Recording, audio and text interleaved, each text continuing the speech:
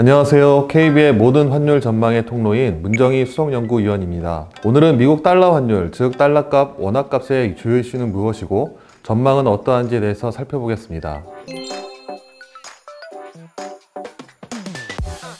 네, 연초에 달러 환율은 1,080원에서 출발을 했습니다. 최근에 이제 달러 환율이 1,140원대를 넘어섰는데요. 연초보다는 한 60원 정도 올랐습니다. 그동안 이제 미국의 1.9조 달러의 바이든 부양책이 있었고, 사실상 기대에 좀 부응을 했고요. 그런 부분에서 달러 유동성이 더 늘어날 것이다라는 기대감 때문에 달러 약세 전망에 힘이 실렸습니다. 하지만 바이든 부양책으로 인해서 미국의 국채 공급 부담이 상당히 커졌고요.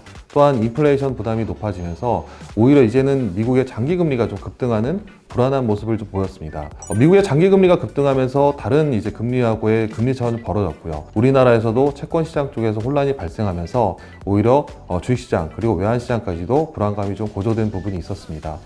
그런 부분에서 환율은 연초보다는 예상과 다르게 환율이 좀 올라가는 모습을 보였고요. 최근 3월 들어서 채권 주식시장에서 변동성이 커지면서 달러 환율이 1,140원대까지 좀 급등하는 모습을 좀 보였다고 보고 있습니다.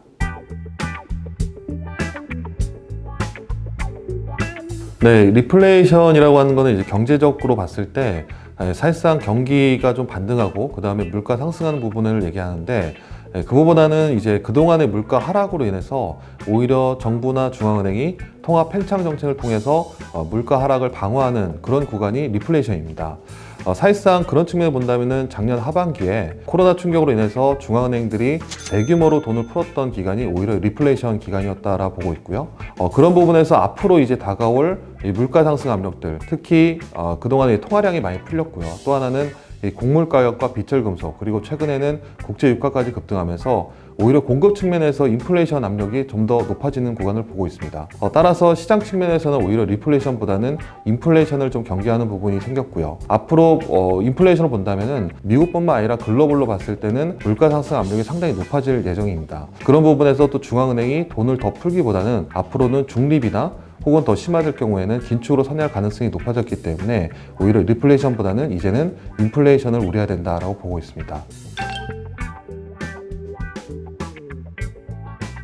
네, 국내 수출은 상당히 좋아졌습니다. 반도체, 바이오, 그리고 최근에는 자동차, 기계 장비까지 전년비로는 주자릿수 성장률을 기록하고 있는데요. 무역 수지도 작년 4월달 코로나 충격으로 인해서 적자를 기록했지만 그 이후로 최근 2월까지 흑자 기조를 유지하고 있습니다. 이러한 이제 무역 수지와 경상수지 흑자가 계속적으로 이제 국내로는 이제 달러 유입으로 보고 있는데요. 문제는 반대적으로 국내에서 나가는 자본이 상당히 많았다는 부분입니다. 특히 외국인 같은 경우는 국내 증권 투자에서 약 10조 원 가까이 유출을 했었고요. 그 다음에 국내에서 해외 투자 증권으로 약 223억 달러의 유출을 기록을 하고 있습니다. 이런 측면을 본다면은 국내 무역으로 인해서 달러가 유입됐지만 그에 못지않게 국내 자본이 해외 증권으로 나가기 때문에 사실상 원화의 강세 압력이 약해졌다라고 보고 있습니다. 저희는 2021년 달러 환율 전망을 상저하고로 예상을 하고 있습니다. 사실상 작년에 한 해 동안 본다면 그동안의 코로나 충격으로 인해서 달러 유동성이 많이 풀렸고요. 그로 인해서 달러 약세 전망에 힘이 실렸습니다. 하지만 올해 같은 경우에는 일단 전제 조건인 코로나 확산세가 둔화될 것이라는 부분이 좀 더 확실해졌고요.